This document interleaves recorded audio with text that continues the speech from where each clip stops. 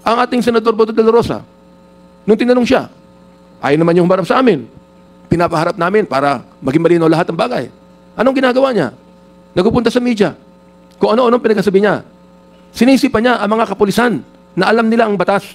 Oo. Hindi nila dapat sundin ang nakakataas sa kanila kung naniniwala sila na hindi ito ayon sa batas. Pero sinunod eh. Congressman Benny Abante, you are recognized. Maraming salamat, Mr. Chair. Magandang umaga po sa inyo lahat, sa ating mga colleagues, sa ating mga resource speakers and witnesses. Salamat po sa inyong pagdalo muli sa Quadcom hearing na ito. Kayo po ay kasama naming mga lingkod ng ating bayan. So again, we gather here in what? In pursuit of truth, justice, and accountability. Kung meron man dito nagsasabi na we're gathered here because of politics, gusto namin humarap siya rito para sabihin sa amin directly. As we open this hearing, let us be reminded of the words of Romans 13:3 and 4. And I would like to read in quote. For rulers are not a terror to good works, but to the evil. Ang rulers po dito ay hindi lamang ang ating political leaders, kundi lahat ng ating law enforcers. Ano po ang gawain natin?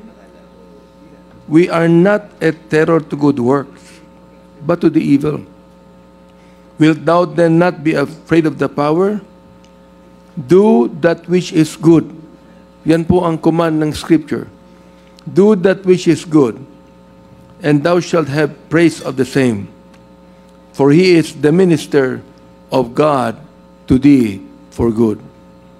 Ang bawat opisyal po ng bayan ay tinawag na ministro ng Diyos para sa kabutihan. So ito po ang sinasabi, do that which is good. This is the standard by which we measure our actions in this quest for justice. This is the challenge to all who hold power, whether in government, law enforcement, or public service.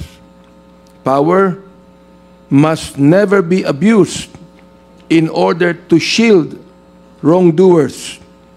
It must never be wielded to sow fear among the innocent.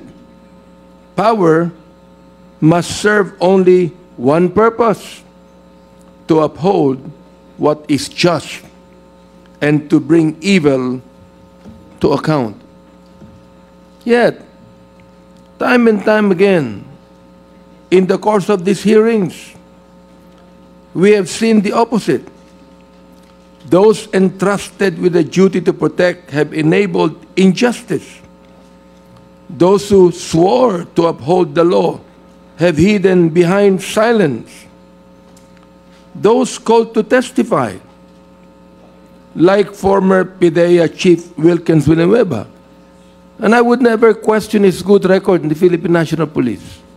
I admire what he has done. But he has refused to answer the people's questions, forcing us to cite them for contempt. This is not a mere legal matter. It is a moral one. After all, the first laws that were made in the world were based upon a moral code. If we are to serve justice, if we are to save our countrymen from the clutches of extrajudicial killings, illegal drugs, and pogos that have corrupted our institutions, then we must do that which is good. And this begins with the truth.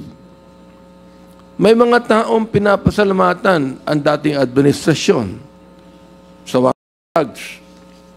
Kine-question kami kung mas maganda ba na ang Pilipinas ay mahulog sa droga kaysa labanan ng droga? Sinabi namin, inulit-ulit namin dito, sinuportahan namin ang dating administrasyon sa war on drugs. Binanggit ko sa ating former president, ang hindi ko lang maintindihan kung bakit kinakailangang pumatay ng more than 30,000 people para mawala ang drugs. Ang question dito ito, nawala ba? Hindi nawala ang drugs. Ganun pa rin. Ang inaakala po namin dito, ay baka naman tinanggal natin ang kompetisyon para ang maiwan na lamang sa drug trade ay yung mga nasa kapangyarihan. Yun ang nais kong sabihin. Oho, ayaw po natin mahulog ang bansa sa droga. Ayaw po natin yan. Pero ayaw din natin na ang buong Pilipinas maging killing fields. Na pumatay tayo, na hindi sinusunod ang ating saligang batas. Dito po, ay atin nang nakita. Nung tinanong namin, bakit mo binaril ito? Bakit pinatay ito? Sapagkat order po ito ng aming nakakataas. Kahit po ba ang order na nakakataas ay hindi ayon sa saligang batas, susundin ng ating mga law enforcers? Ano po ang sagot ng ating mga ibang law enforcer officials? Hindi po. Dapat sundin ang saligang batas. Ang ating Senador Boto de la Rosa, nung tinanong siya, ayaw naman yung humarap sa amin. Pinapaharap namin para maging malinaw lahat ng bagay. Anong ginagawa niya? Nagpupunta sa media. Kung ano-anong pinagsasabi niya. Sinisipa niya ang mga kapulisan na alam nila ang batas. Hindi nila dapat sundin ang nakakataas sa kanila kung naniniwala sila na hindi ito ayon sa batas. Pero sinunod Di ba? Now, yet, kahit na po sa kanya mga bagay, mga kababayan, I am not without hope. Mga kasama, the Quadcom was not convened to chase imaginary shadows. We are here because lives have been lost, because families have been torn apart, because organized crime operating under the guise of legal businesses has found protection in our own institutions, because a few law enforcers, hindi namin nila lahat, a few law enforcers have chosen to become instruments of terror instead of being ministers of justice. As I've said, hindi kami nawawala ng pag-asa dito. For history and experience tell us that there is always hope in the pursuit of righteousness. Hope that those who were once silent in the face of injustice will now have the courage to speak. Sinabi ko po yan sa Committee on Human Rights na huwag na kayong matakot sapagkat gumagawa na tayo ng paraan upang ma-address ang problemang ito. Pero nais kong sabihin sa ating mga kababayan, marami pa rin naging biktima ng pagpatay na natatakot lumabas. Bakit natatakot? Yan po ba ang ibig sabihin ng leadership? Manakot tayo ng tao para sumunod sa atin? O maging halimbawa tayo ng tamang panunungkulan para ang tao at ang bayan ay sumunod sa atin? Hope that those complicit in wrongdoing will find the resolve to make things right. Hope that we, as lawmakers and public servants, will not allow fear or convenience to dictate the course of justice. To those who come before this committee, to those who still hesitate, to those who are reluctant and afraid to speak the truth, do that which is good. Not for us, not for politics, but for your countrymen who have suffered in silence.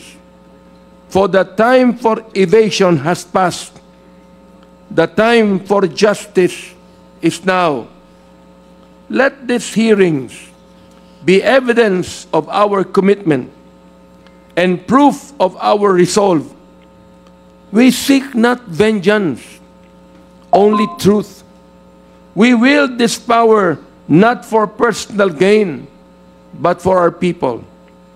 And we will not stop until the evildoers who have plagued our country are unmasked, until justice is restored, and until righteousness prevails. Ano man ang pananakot na ginagawa sa amin.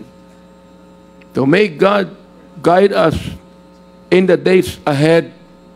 Maraming salamat po at manigong bagong taon sa inyong lahat. Thank you, Congressman.